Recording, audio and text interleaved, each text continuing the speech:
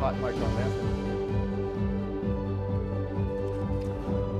there. And welcome to Libertarian Counterpoint. I am your host, James Just.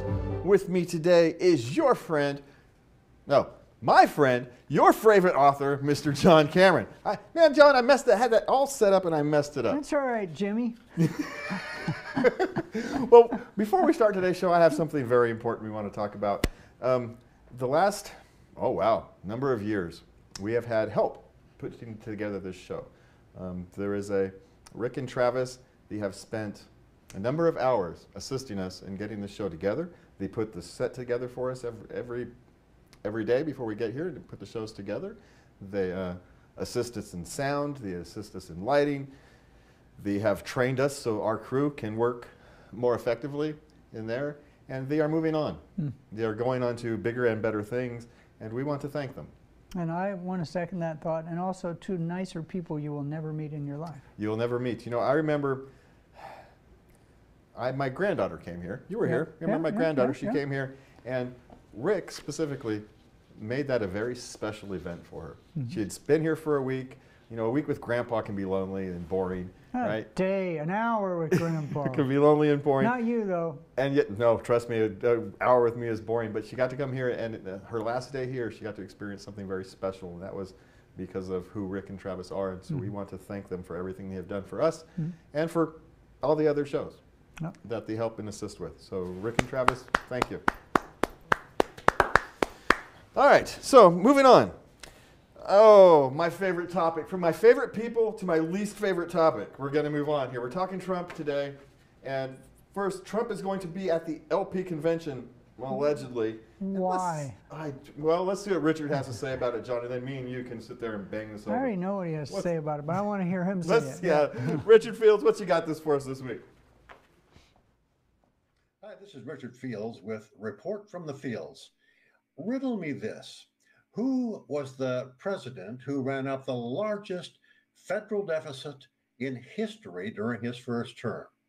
Who was the president who locked down the economy, forcing everyone to stay home from work, to maintain social distance, and close down most small businesses while keeping the big retail chains open? Which president promised to develop a COVID vaccine at warp speed and tried to force everyone to take it, even though the testing for harm was extremely truncated? Which president got elected on a campaign with racial overtones to build a wall to keep out immigrants? Which president single-handedly upended our sweet trade deal with China, where they sent us inexpensive merchandise in exchange for our depreciating dollars? Who said prosecuting WikiLeaks' Julian Assange was okay with me? Which president made truncating abortion rights his litmus test for appointing U.S. Supreme Court justices? Who was the president who appointed a Fed chair who promptly engaged in the largest money printing binge in history, resulting in 9% inflation, levels unseen since the 1970s? Which president refused to pardon Assange and Snowden, even when he was a lame duck and easily could have? Which president promised that he would never cut Social Security or Medicare, even though they are the two largest expenditures in our deficit-riddled federal budget, not to mention their Ponzi schemes? Who wants to take the guns first? Who encouraged Fauci's social media censorship campaign? Who cannot make up his mind on whether to ban TikTok? Who got the swamp creature and avowed war maker John Bolton to be his national security advisor, and drug warrior Jeff Sessions to be his attorney general? And now I ask you, who has the Libertarian Party invited to speak on the Saturday night of its national presidential nominating convention later this month? That would be the anti-libertarian Donald J. Trump. The Friday headline speaker is Robert F. Kennedy Jr. I've explained in a previous report why RFK is no libertarian either. Clearly, current management of the LP has lost its bearings. Luckily, at least some of the LP candidates for president have not lost theirs. Jacob Hornberger says the invitation to Trump is an abomination.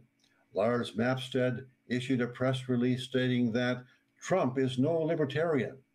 Chase Oliver, writing on X, said the Republican Party wasn't smart enough to reject Trump. Libertarians should absolutely reject him and his grift. If he isn't willing to actually debate the Libertarian candidate, he shouldn't be on a stage that was paid for by party members, who should give Trump the one finger salute. Michael Rechtenweld, on the other hand, called the Trump appearance an opportunity to educate Trump on the principles of the freedom philosophy. Good luck educating the Donald. Now, I suppose LP management could make the argument that any publicity is good publicity, and the RFK nomination flirtation, which Kennedy ultimately rejected in favor of his VP choice, who is capable of self-funding the entire campaign, and the Trump invitation have garnered a few news stories. RFK has even challenged Trump to a debate at the LP convention. If that happens without the LP candidate being included, libertarians would be reduced to a footnote in the news coverage. We'll know soon enough how the gambit works for the Libertarian Party. For Richard Fields, this is this week's Report from the Fields. See you again next week.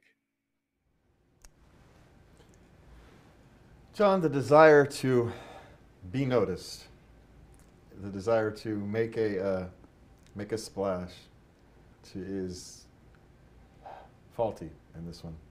To use a better word than the one that came to my mind. It's stupid, John. This is just plain out dumb.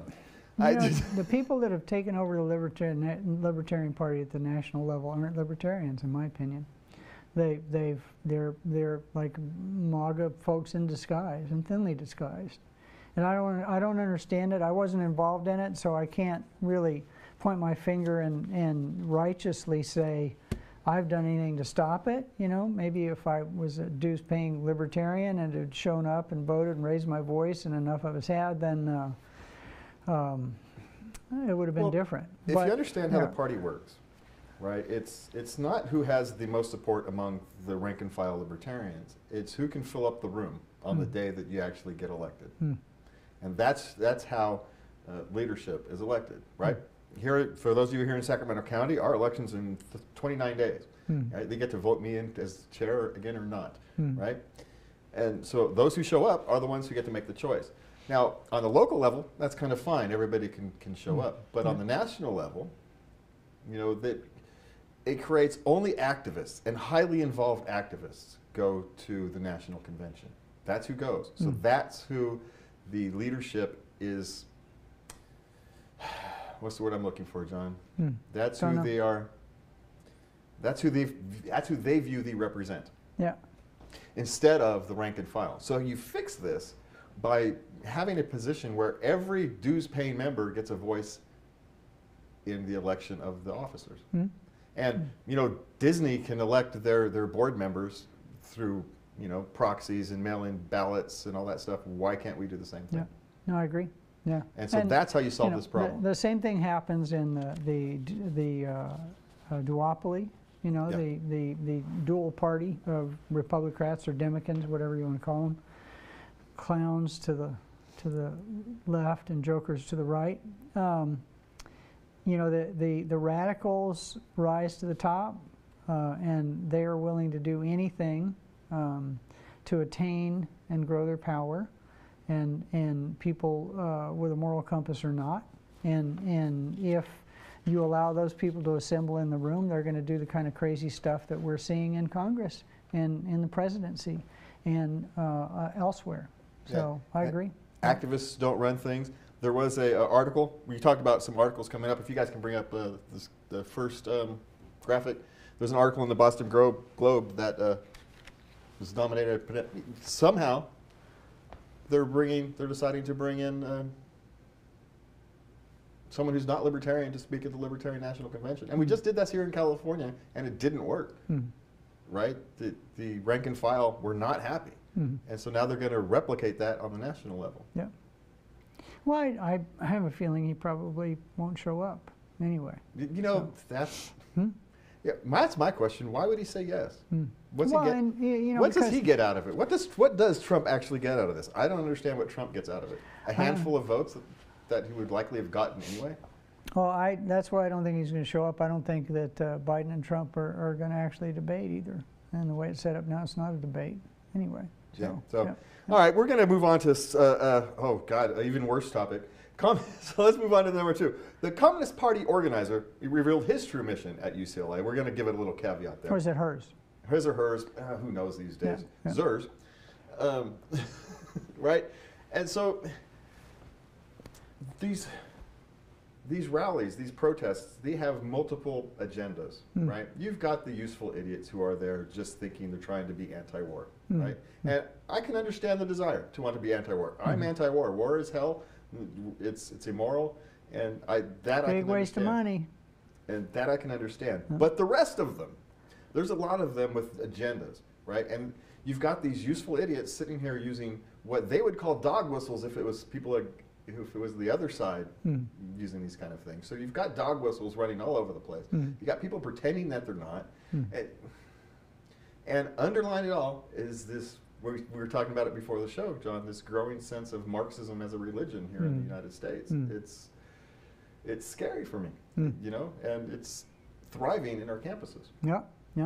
And well, the campus radicals of the 60s went 2 places. They went to nonprofits, radical nonprofits that don't appear on the surface to be radical, but they have a radical agenda, and they went into academia. And so that's what they've been teaching this hogwash to people for years, because they keep their heads down until they have tenure, or if they don't even keep their heads down, if they're in a department that they all have common think. Well, yeah, if 90% of your university professorship, of your administration is all of the same political party, you can get away with all kinds of things. Yeah. Well, they've been getting away with turning out idiots for years, so yeah. Well, this is the one, we're going to go off on a little tangent. I don't understand how the most educated people don't understand how loans work. Did these colleges who brought all these kids in, pump them down with didn't they give them a class on how basic economics, on how loans actually work? If everybody in the country took a basic economics course, especially a fee course. Fee has a beautiful book that teaches basic economics in 3.5 hours of easy reading, and it's not lectures, it's basically just essays by various people.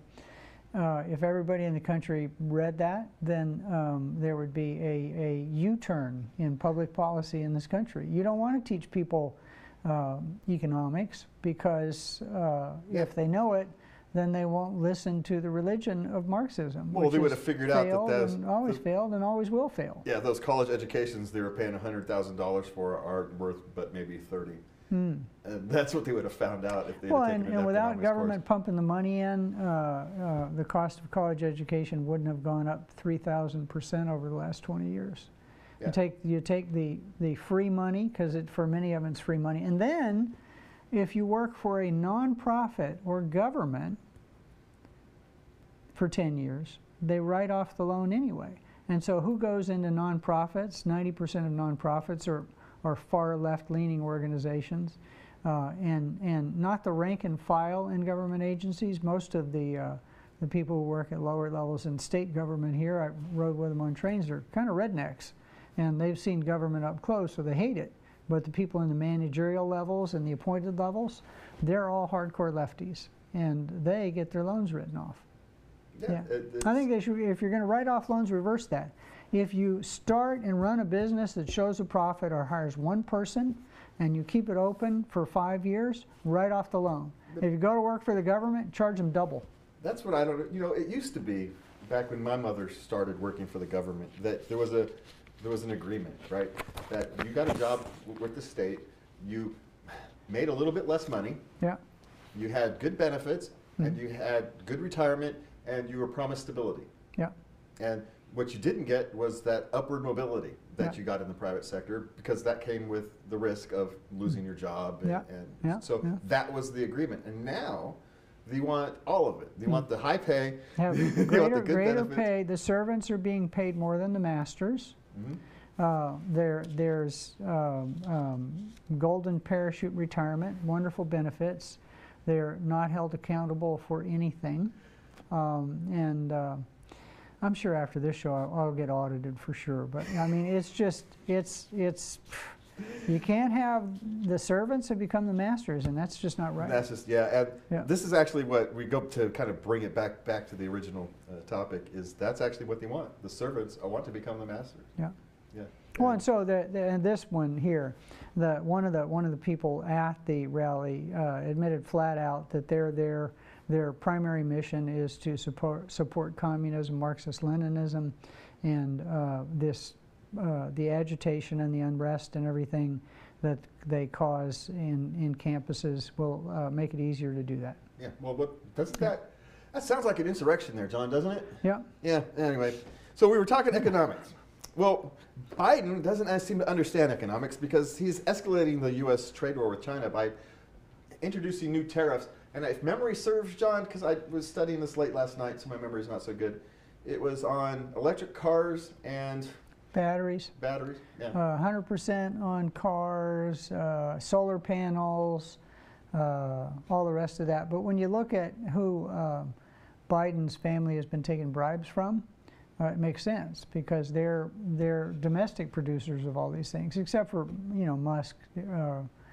He's a domestic producer and he'll benefit from them. But the more money you can pump into Twitter to have it be, or X, to have it be the only organization, social media organization standing that lets people print the truth, I'm all for that. But and I think I know what his end run is, since he literally doesn't understand economics to this level, that he understands this, that the tariff doesn't go to the consumer. The tariff that is charged goes into the coffers of the U.S. government.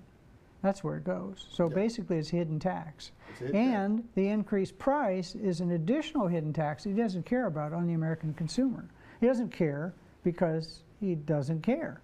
But he cares about getting every penny he can, and let's say 10 billion, 20 billion here adds up. And the tariff money is going directly into the United States Treasury.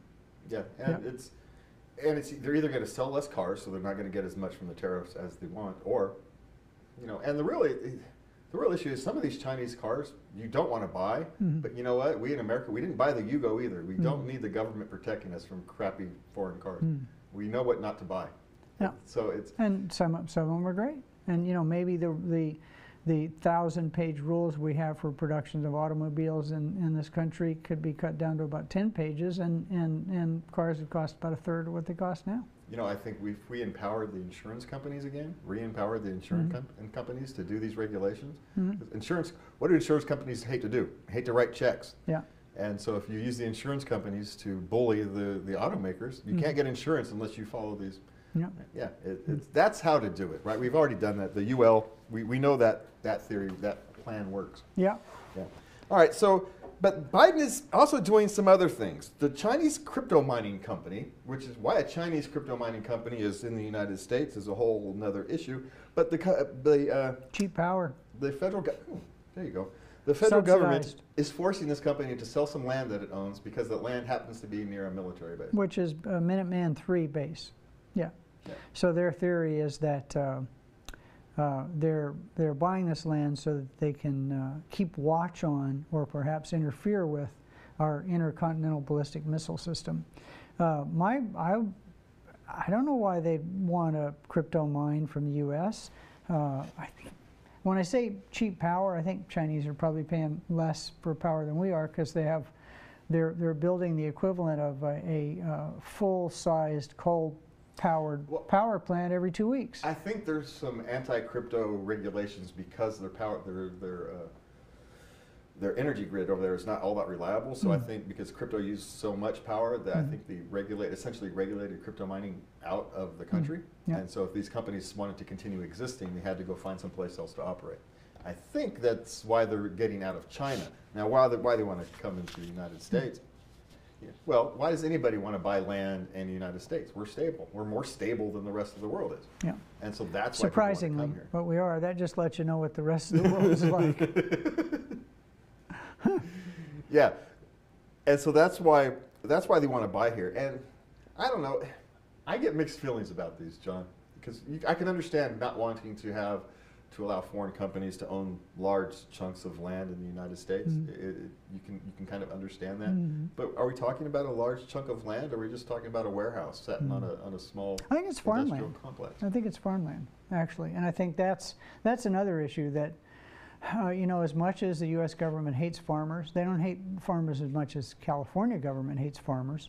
But, you know, the idea that, you know, 1 million acres of farmland or whatever it is now owned by the Chinese scares people. I don't know, what are they going to do, take it out of production?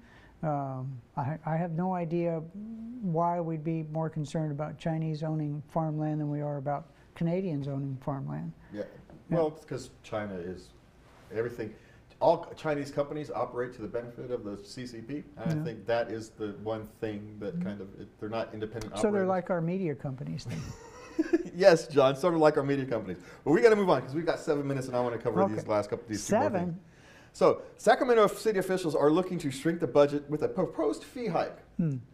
And now, I'm shocked by that. yeah. Now the reason I want to bring this up, and I'm going to throw a curveball to you guys in the control room, is the reason this is important is because the next story is California's tax ballot measure case is reached the California Supreme Court, and while these things two kind of work together, is there's a ballot case working its way through. The California Democrats are fighting a citizens initiative to clarify the way that the California governments, all layouts of California governments, can impose taxes, and they are redefining the way we define fees and what's the other one? It's fees, taxes, fees, and Bribes, assessments, whatever, you know, the thing. permits, Yeah, all of it. a tax, but by another name. It's a tax by another name. It's a tax by another name, and they've gotten a citizens initiative is supposed to be on the ballot. And they're fighting to keep it off the ballot. They're fighting to keep it off the ballot. So the things like what Sacramento City is trying to do here and raise the fee hikes for people who have home-based businesses. Double it. It's not a lot of money, but I don't know if you've ever run a business, especially a startup, every penny counts. Well, and if you're a home-based business, every penny counts. And if it went, and you know, one of them went from like $130 to 200 something bucks. Okay, fine. But the other one was from $2,300 to $5,000. Yeah. And that is weird, because I really wanted to drill down on this, and we don't have time, and I didn't do my homework. It is to get an exemption to not pay the other tax, the other fee. So why, there must be some other hidden money in there somewhere, because it wouldn't make sense to spend $2,300 to not pay $128. So I don't quite get why people would do that. There's more buried under there than we saw from our original research. But we can take that up at another time, I think. Yeah, and that's why these things are related, is because California has this nasty habit of doing this. They pass taxes by another name, right? And it's it's only $1. It's only a couple bucks. Cap and trade thing. Basically, there are two things. There's a tax or there's a fee. But because it wouldn't stand scrutiny in the court, they said that the cap and trade, basically the green tax, is neither. And I came up with if it's not a tax and it's not a fee, it's a fleece. That's the name for it. So they've done this before. They basically just said it's neither. And it's got to be one or the other, folks. And if the fee is in essence a tax, it needs to go through all the hoops that taxes have to go through. Yeah, and that's the thing, right? Is for so long, California government has decided to go around the protections, the Learn from the taxpayer feds, man. Learn from the feds. And so now we're wanting to re-strengthen those protections, and they say, no, you can't do that because then we can't operate as a government. That's really the argument that the California Democrats are making, that if we pass these laws, we can't operate as a government anymore. Good. Yeah. Pass the law. Good. And if it's that Stop complicated... operating if this is what operating in a government is like, folks, let's not operate this way. Yeah. For those of us going, yeah, it's a good thing. You shouldn't be operating this way. And if you have to operate this way, then you need to seriously reconsider the structure. Move to Nebraska. Yeah. All right, John. So we do have time for your final thing. What is going on with Gaza fatality numbers, John? Fatality numbers. God. Yeah. Fertility numbers are very high there. Fatality numbers are probably not nearly as high as they say. Well, first of all, they're taking the numbers of wounded and killed from the people who actually, it's a terrorist organization. Hamas is basically giving them the numbers. And they've said that the numbers of dead are radically higher among children and women than amongst males. So they're saying that that Israel is indiscriminately bombing and not caring about civilian fatalities. But if that were the case, since the mixture of males to females in Gaza is about 50-50, there's something wrong with the math. And they basically cut the numbers in half. They said it was like 40,000 people killed. No, it's only 20,000 people killed. But the people giving them the numbers, they say, oh, we get them from the hospitals, from death certificates. And I'm saying, okay, do you really? I wouldn't believe any kind of fatality number coming out of the organization that benefits from having high fatality numbers. I wouldn't. Well, yeah. It's hard to, personally, I wouldn't trust any numbers coming out of any of, what's the first thing that we know you lose in war? And that's true, right? The first thing that dies in war is truth. Well, you look at the casualty numbers from the Vietnam War, you know? You look at casualty numbers from just about any war we've ever been in. I was shocked to learn that in Afghanistan, there was something like 40,000 people wounded. Crazy number of people wounded in that war. About half of them in accidents, and that's when you get a lot of troops with a lot of expensive big toys. So there's a lot of accidents, but you know there was like 4,000 killed, I think, something like that, but 10 times that number wounded, and that's. I was shocked to learn that, but that's numbers out of the VA because they got to take care of them. So, but I wouldn't believe any numbers that come out of these people anywhere. And besides that, they're the ones that are hiding amongst women and children. So if they'd stand out in the open, it'd be easier. Well, that is the issue, right? Where are your fighters? Yeah. Where are your combatants? Under schools, under hospitals. And essentially they're saying that all these civilians are, okay, so how many how your combatants are dead? Or are you just not having any combatants? We know this is not true. We know that these started with at least 10,000 theoretical combatants. Way more than that, and there's less than half of them left. And pretty soon it's going to be zero. Yeah, and our time is zero, John, so we are out of here. Thank you for watching. Thank you for working hard in the control room. Thank you for being here, John. And for you at home, please remember to love everybody. Have a good night. And one more thank you to Travis and Rick again. Have a good life. We will see you soon. Good night.